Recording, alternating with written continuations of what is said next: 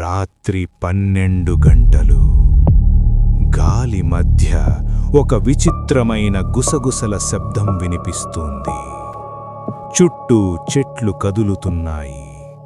ఎక్కడో దూరంలో ఒక స్త్రీ నవ్వు. ఈ ప్రపంచంలో కొన్ని కథలుంటాయి, వినడానికే గుండె కొట్టుకోవడం పెంచే కథలు. అవి నిజమా లేక మన ఊహలో పుట్టినవా అనే సందేహంలో మనసును పడేసే కథలు. అలాంటి ఒక పేరు యక్షిణి. మా వీడియోలు మీకు నచ్చినట్లయితే లైక్ చేసి సబ్స్క్రైబ్ చేసుకోండి. ఇంకా ఇలాంటి అనిమేషన్ వీడియోలు మరియు పురాణ కథలు తీసుకువస్తాం.